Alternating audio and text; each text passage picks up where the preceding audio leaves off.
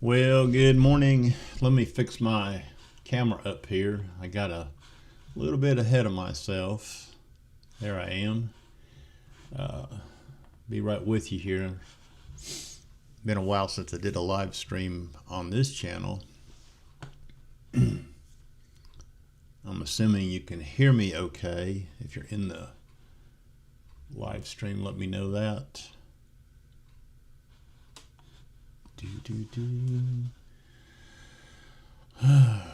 Yeah, good morning. It's coffee time. It's a little after 6 o'clock here in Tennessee, and getting ready to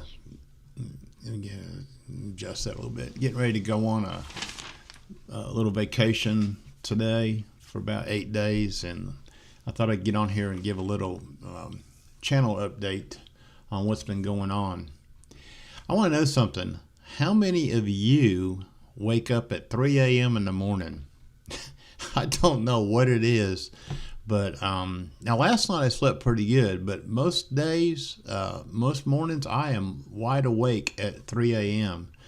And I'm sure there's some YouTube videos out there on why this happens, but yeah. Anyways, if you got something to say, leave it in the chat box in there. You got any questions? I'm going to try to figure out why I wake up at 3 o'clock in the morning. And then, I try to figure out what I'm going to do. A lot of times I'll come in and sit at my desk and watch some YouTube videos and what have you. Okay. Anyways, I have a script. I have a list. And believe it or not, I did this list in the last 20 minutes. So when I scheduled this live stream about a half an hour ago, I decided I better have a script. So that's what I'm doing now. Hey, Robin, good morning. How are you? Yeah, when I was working, my alarm clock, of course, I go to bed at 8 o'clock. I would set my alarm clock for 4 a.m. and get up. Sometimes I get up a little bit before then, but mostly 4 a.m. But I don't set my alarm clock anymore. And, I've been retired now for nearly 10 months. And when I first retired, I quit setting my alarm clock, and I was sleeping pretty good. I was sleeping until 5, 6 o'clock in the morning, 8, 9 hours. But now I'm back to my work schedule where I actually go to bed about 9 o'clock or 9:30, and sometimes it's 10 o'clock. But then I'm back up at 3 o'clock or whatever. So I don't get it myself, but. I've watched one YouTube video, and some health guy said you should before you go to bed, you should take your hand into your elbow and twist your whole body, and has something with something about expanding your rib cage or something. I don't know what he was talking about, but yeah. Anyways, I wanted to just kind of mention that, see if any of you have the same issues, but. Hey, let's talk about my health and my fitness and what I've been doing, because it's been a while since I touched on that. And so my weight loss, I have lost since July 1st with the walking and all that. I have lost about 15 pounds, which I feel good about. Okay, it's getting colder here. It's getting lighter, staying dark later. Okay, I was getting up since I got up at 3 a.m. in the morning, I'd go walking about 5:15 and do my 5-mile walk. But now I'm backing off of that. In fact, I haven't been walking as much. I've been going to the gym instead 3 days a week. I joined the Planet Fitness gym here, and I've been going down and doing the treadmills and the bicycles and the weightlifting, some weight training or what have you. And I do about 30 minutes on the treadmill, 35 minutes on the treadmill. I can get about 2 miles in, which I figure 2 miles is about 5,000 steps. I'm not so much into the steps anymore. And then I get on the bicycle. Now the bicycle is where I really feel it. I feel more energized after being on the bicycle. It seems that you exert more energy riding the bicycle, okay, than you do on the treadmill. So, when I'm on the treadmill, I don't hold on to the handles and all that. I kind of, like I'm walking out at the track, I kind of move my arms into a rhythm and get going. Anyways, yeah, so I'm enjoying going to the gym. Now, have I lost any more weight? No. Do I think that the walking caused me to lose the weight?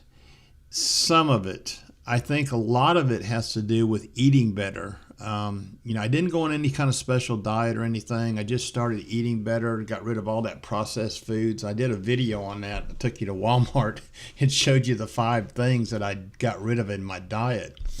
You got to eat, okay? You got to fuel the body. So right now my weight is stable. It's not going back up, and it's not really going down. So we'll see how it goes through the wintertime, just going to the gym. And like I said, with the cooler temperatures and stuff, the gym just made more sense to me. Yeah, Robin, down here in Alabama, it hasn't gotten cold yet. I'm seriously thinking about joining a gym when it gets cooler. I have a rebounder which has collected dust, but I plan on wiping it down today. If you watch, I don't know if you got a Planet Fitness where you're at. There's a lot of gyms here, but Planet Fitness is the most popular one. They run specials. So I got on a special. It cost me $1 to join, and it's $15 a month, no commitment, okay? And that's for your home gym. You can't travel around to the Planet Fitness. Well, you can, but you got to pay extra if you want to do that. But, if you're just going to the gym at home, and look, they have a no, what do they call it? It's a zone. They call it a zone. It's like no shame zone or something like that. Look, I go there in the morning, about 6:30, 7 o'clock. It's all people my age. All right. There's mostly older people there. I've been on a Sunday afternoon at 1:30 or 2 o'clock. Same thing. It's mostly older people there. So, they got a lot of machines. And a friend of mine who does professional bodybuilding, which I'm not doing, but a friend of mine, he told me that he trains older people. Like they hire him to train them, to work with them. And he says, don't use free weights. He said, use the machines. He said, at our age, our senior citizen age, we can hurt ourselves using free weights if we don't use them properly. So he said the machines are the safe way to go when you're a senior, okay? So I remember what he said. Anyways, yeah, so we're just going to watch, because normally in the wintertime when I was working, of course, I was eating differently. I was eating a lot of crap. I would gain about 10 pounds in the wintertime because you become sedentary. You just kind of sit around or what have you. I don't plan on doing that this winter. That leads me into the second bullet point of my script, okay? I'm getting ready to do some traveling this winter. These are things that I wanted to do when I was working. And I've always salivated and dreamed about doing what I wanted to do. So, I'm leaving today for an 8-day camping trip. I'm sorry if these ads are popping up on this stream. I just seen one come up. I think I clicked the wrong button. I didn't mean to do that. So sorry about that. Let me hit the skip button. I'm watching on my phone here so I can see they come up. Yeah, Robin, I agree. Eating better does, processed foods are bad for you. And let me tell you, while we're talking about food for a second, I go to the store now with my wife, or I go on my own. And when I think about eating something or getting something to eat, I actually look at the package now, okay? And I'm paying attention to how much sodium is in this processed foods and the carbs, all right? So like I've got, when I go camping, I take food to eat, and it's kind of hard to eat right when you're camping because you're eating canned goods or something like that. I try to eat fresh if I can, but, there were some freeze-dried meals that I had, which are good to like 2026. Okay, you know how that is. And oh, okay. So you don't have any ads. Good for you. Yeah, I apologize for that if you're watching. I didn't mean to do that this morning. I normally have this turned off, but I got a question asked, and I said yes, and I should have said dismiss. But anyways, I was looking at the freeze-dried meals. Oh my gosh, the amount of sodium and carbs in those meals. I mean, you get a freeze-dried meal that says beef stew, you think, oh, that's probably pretty good for you or whatever, or breakfast skillet. And so I'm not eating those, okay? Just because they got so much sodium and that. My wife gets a ramen noodle soup, okay? It's called Top Ramen, I think. It comes in a pretty good sized bowl. You buy them at Walmart. They're only $1, okay? But when you read the ingredients on that, the amount of sodium that's in there is like 1,400 milligrams. And I mentioned it to my wife, I said, hey, this stuff here ain't really good for you. I said, have you seen what's in here? And she just kind of shrugs her shoulders, and it's like she doesn't really care. So I do. I've been paying more attention to what's in my food. But anyways, I'm getting ready to leave today for my first extensive fall trip. I usually go somewhere every fall. I normally stay around the Smoky Mountains. When I was working, I was limited. I could only go for like 3 or 4 days because that's about all I could get off of work. But this time I'm leaving today, and I'll be gone for 9 days, okay? And I was going to take my small camper with me, but with the government shutdowns and stuff, I was really skittish about what was going on. And I decided to take just the truck and truck camp. And I'm going to do some videos on that, me truck camping and what it's like, the setup and stuff. But basically, I have a 2023 Nissan Frontier, and it has a Lear camper shell on the back. Now, when I bought this truck, my wife and I bought this truck 3 years ago. It'll be paid off in December, by the way. I'm proud of that. We put a big chunk of money down on it, and we financed it for only 3 years because I knew I was retiring, and that I wanted it paid off when I retired. But anyways, when we bought this truck, we went down the line and looked at all the different trucks with the salesman and what have you, and all the trucks he had there, well, they had all kinds of colors, but all the trucks he had were what they called a short wheelbase or a short bed box. And I had this in my mind, okay, because I had been car camping and in a Honda CR-V for a couple times, and I knew that wasn't going to work out, okay? It was just too confining. So when I got to looking for this truck, I got looking for something bigger. Well, he said that they had a long wheelbase, which had a 6-foot bed in it. I said, oh, really? So we went looking, and he only had one on the lot, okay? It was a 4-door, long wheelbase Frontier, okay? And it had a 6-foot bed on it, which means I'm 6'2", so I can sleep in the back of it. And so that's the truck we bought, and I bought a Lear camper shell for the back of it. The only mistake I made with the Lear camper shell is I bought one that's even with the roof of the truck. I should have bought one that they call it a mid-top, would kind of get a little bit higher, because I made a bed platform in the back of my truck back there to put my mattress on, and it has a little slide underneath it. And I'm gonna go over that in the trip video. You'll see that. But when I sit up in the bed, my head, I got to cock my head sideways because it hits the top of the camper shell. So it's not very comfortable to sit on the bed and sit up like that. Now, if I move myself to the floor, I'm fine. But if I'm sitting on the bed platform, and the reason why the bed platform is that high is because it goes over the wheel well, okay, inside the truck, so I can get more space.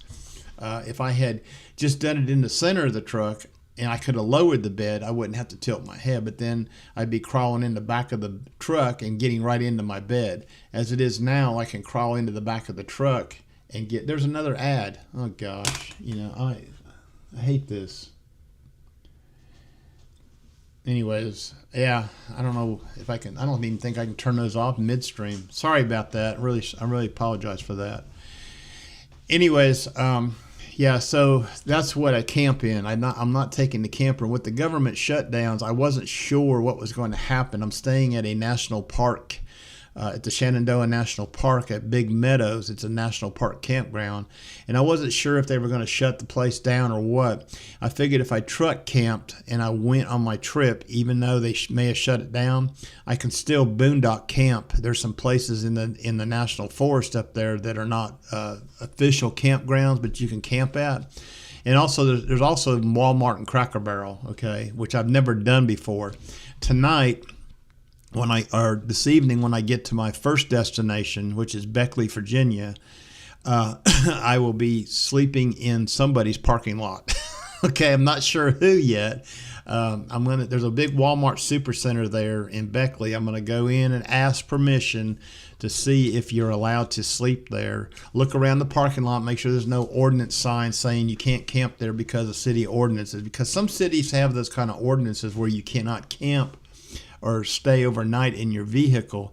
I do know Cracker Barrel allows it, but I don't know about the Cracker Barrel there. I did Google Map Earth that to look at the Cracker Barrel parking lot, and it's not like most Cracker Barrel parking lots. It's a smaller parking lot, so I'm not sure if they'll allow you to do that or not. Anyways, that's this trip, and I'm going strictly for photography to do my fall photography and what have you.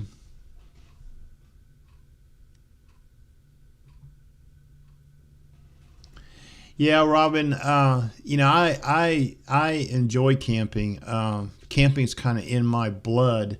When I was a youngster, my parents had a camper. In fact, I remember as a toddler, probably about, I don't know, 6, 7 years old, we were living in Ohio, and we actually took a camping trip to Skyline Drive. Okay, I don't remember where we stayed or any of that. I just remember doing the trip, and we did it with another family. They had a camping trailer, and we kind of drove. Everybody went together. Okay.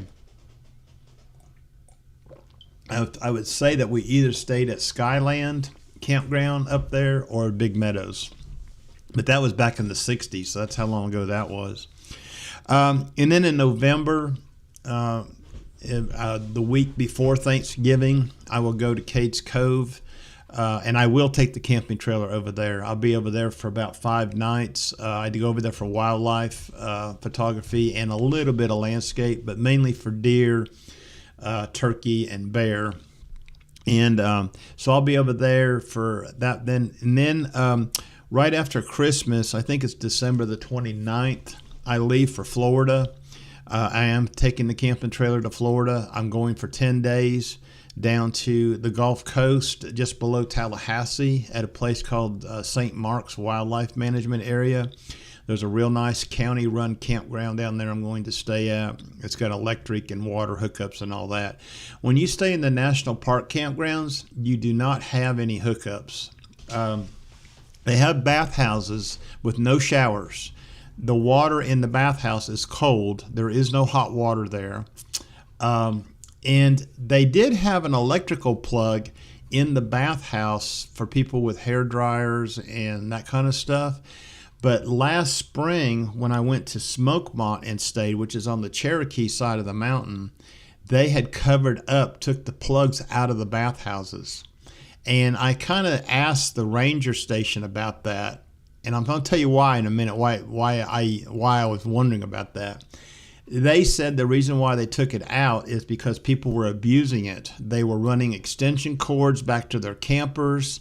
They were running their CPAP machines off of it.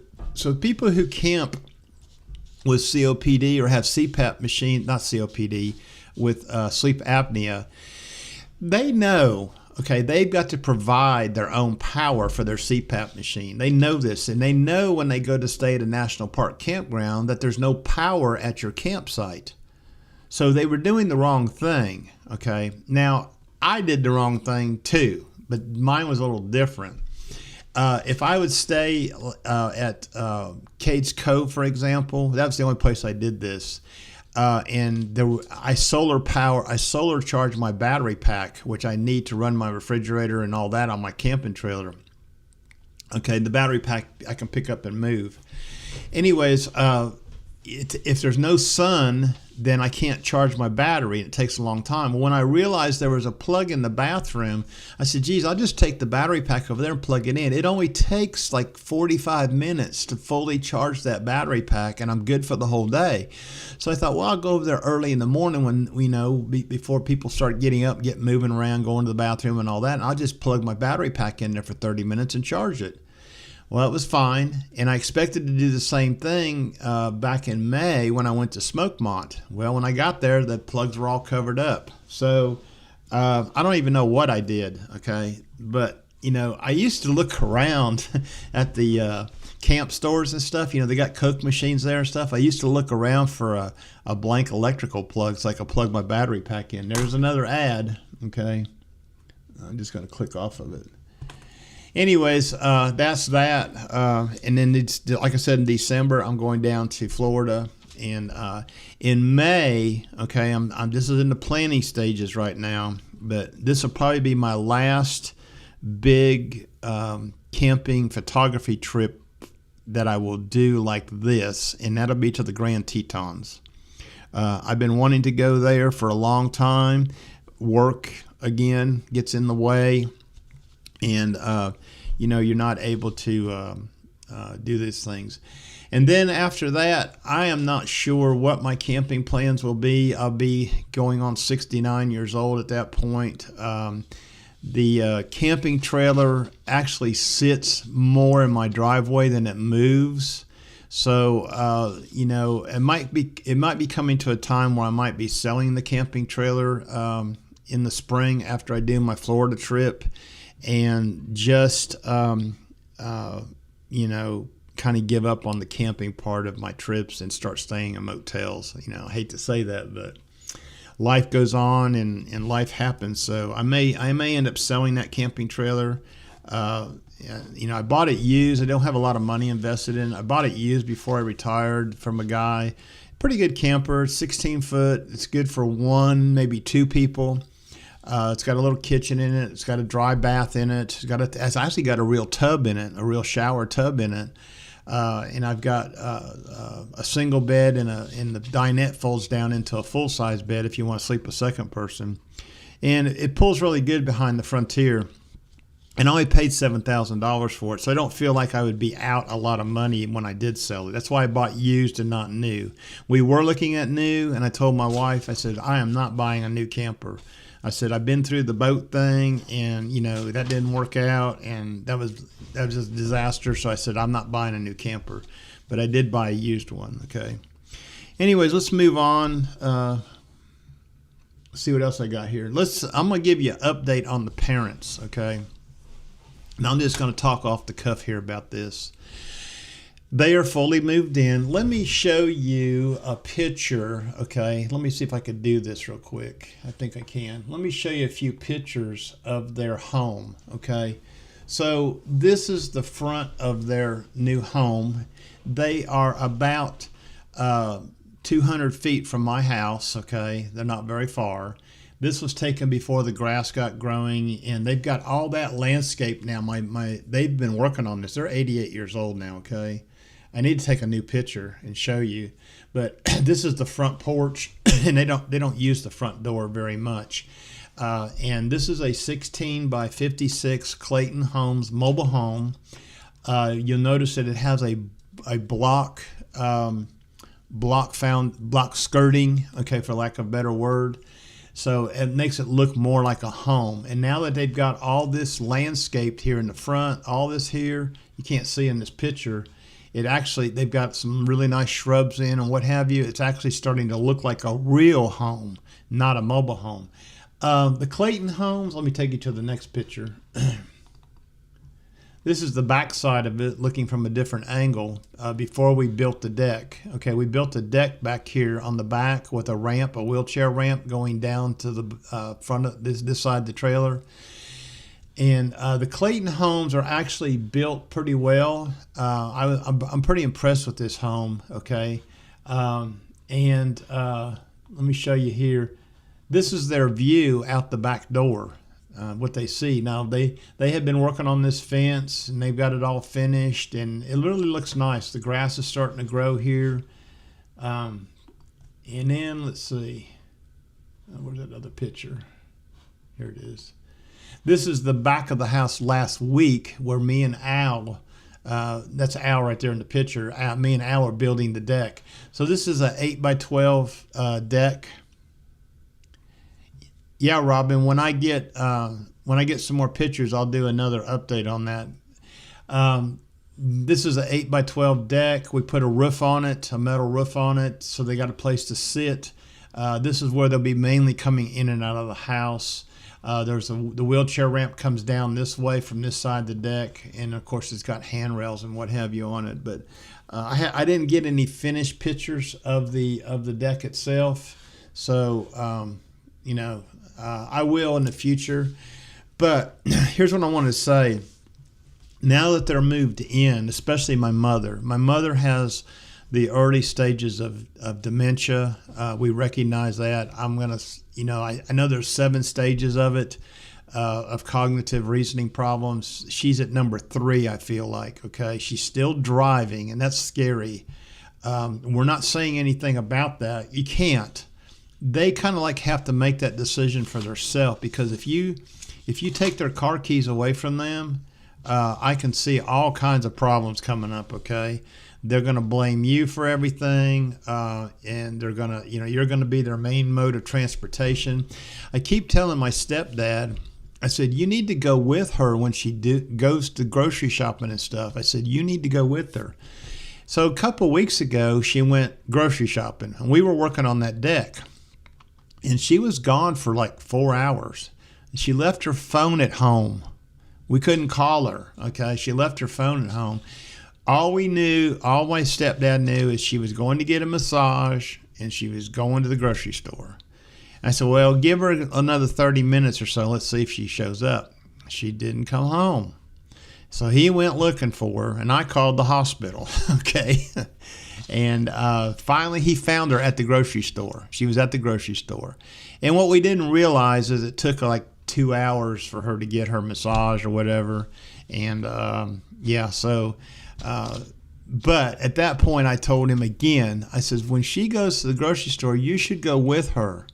I said, even if you just sit out in the car and you don't want to walk through the store, but you need to go with her. I said, she gets confused. That's what happened. She gets confused in the store about, she doesn't, her grocery list may be that long, okay? But she gets a whole $250 worth of stuff, because what she does is she walks from one aisle to the next. Oh, I need one of that. Oh, I need one of that. Pulls it in the cart. That's the way she grocery shops. Anyways, as she gets a little worse, okay, I'm glad that they're living next door. They seem to have calmed down. Things have been pretty rough for me for the last year, trying to deal with them and, get them settled in to their senior life, okay? Their brain is a lot younger than their bodies, okay? Like one of the things coming up, and I've kind of considered doing something for my mother.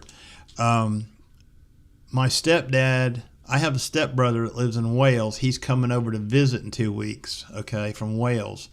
They are going up to Illinois to a wedding, not my mother, just my stepdad, okay? My mother doesn't want to go to this wedding. And it's 400 miles from here to go there. So I guess my stepdad and my stepbrother is going to go up there. They're going to leave her at home. She wants to go see her sister in Ohio. Her sister is dying. She doesn't, as my mom would say, she's not long for this world. And she would like to go see her sister. And she's not asked me anything, but I told my wife yesterday, I said, you know what? I think when I get back from this trip, if he's still going to go to Illinois and leave her here, I'm going to ask her if she wants me to drive her up to Ohio to see her sister. I will do that for her. We can take her car. It would probably take, it's like 480 miles to Akron from where I live in Crossville, but she can't sit that long. So we may have to spend the night on the way up and spend the night on the way back, like take 2 days to drive there so it doesn't wear her out so much. But I figured, if we had to do that, 2 days up, she spend a couple of days with her sister, 2 days back, that's a week, okay? And, I can surely find time in my schedule to do that for her. Okay. So that's my plan anyways. I haven't spoke of that to her. I'm just kind of waiting till I get back on a week from Sunday to see what's been going on around here. And a lot of it has to do with how she feels and whatever, and see if she actually wants to do it. I don't know if she does or not, So that's where we're at with the parents. I'm glad that they're moved in. It's been a rough year. Okay. It really has. Any of you have elderly parents that you're dealing with in a similar situation, you probably know exactly what I'm talking about, okay? I want to skip on here to some Medicare and Social Security news. I got a letter yesterday from Social Security. Now, I don't get my Social Security checks till the end of the month because of where my birthday falls, okay? So the other day I was looking at my checking account and there was a direct deposit. Yes, Robin, it would be a sweet gesture. No, pat myself on the back. Anyways, I was looking at my checking account and there was a direct deposit from Social Security in the middle of the month for $9. I said, what in the world is that for? $9? And I got a letter yesterday in the mail. Apparently, when I retired in January, they didn't have all my earnings from last year, and they made a small adjustment. So they back paid me for the 9 months. Okay, so I'm getting $1 a month more in my Social Security check than I was getting before. Whoop-de-doo, okay? But, figure it out for yourself. The government's got to be correct. So, so now I'm getting $1 a month more in my Social Security check. But yeah, I want to remind everybody who's watching the channel, open enrollment started yesterday. I am going to log in to my insurances, my Plan G, my Plan D. I've already been getting phone calls from telemarketers. It's crazy. Stuff in the mail starting to come all of a sudden. Anyways, you want to pay attention to your premiums or any changes that might be coming up in your premiums. So I would log into your plan, N's or G's or whatever you got. Check all your insurance plans and plan for the future, okay? See what's going on. I did hear that, and I think this is happening, your Plan B, Medicare, is probably going to go up. Right now, it's $185 for each of us who have Plan B, unless you have a IRMA, which means it's higher. Yeah, here's another ad. Okay, I really apologize for that. But the Plan B supposedly is going to $205 next year, so you might want to check into that and plan for that. I know it's only $20, but $20 is $20.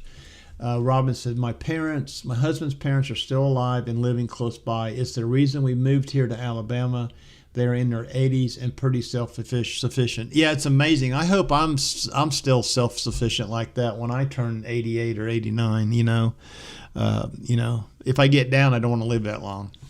So anyways, back to the Medicare. Make sure that you check your insurance plans and plan for the future, okay? And yeah, that's all I got to say about that. And, the other thing I want to talk about is the budget spreadsheet that I did. I've had several people contact me about that and have asked to get a copy of it. I had a few people that kind of beta tested it for me, and I'm going to show it to you on the screen right here. I had a few people that beta tested it for me, and this is it right here. Okay, it's pretty complex. Well, it looks complex. It's not that complex. So I've taken some precautions with it to keep the formulas intact. Every box that's colored over here in the number section has formulas in it. And I've got the sheet protected right now, so I'm trying to click into those, and you cannot see the formula and you cannot change the formula. There is a way to do it in Excel, and you can go up here to the review tab and you can unprotect the sheet. There's not a password on it.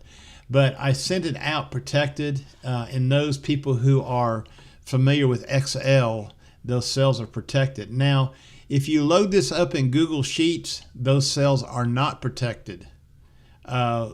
You cannot lock, the locking mechanism that's in Excel does not carry over to Google Sheets, okay? I did some research on that, and that is true. So you have to be careful. Do not enter anything into the colored boxes. The boxes that are white, like this one here says auto payment, you can enter that manually, okay? These other boxes are calculated, like groceries, for example, right here. So if I go over to the month of October, which is at the bottom of the sheet here, there's 12 months in this sheet. This is the summary sheet you're looking at. We're going to go into the details sheet for October. You'll see here there's 2 grocery visits, one for October the 5th and one for October the 11th. I have put the totals in there. That total is calculated automatically. That total is carried back over to the summary sheet here automatically.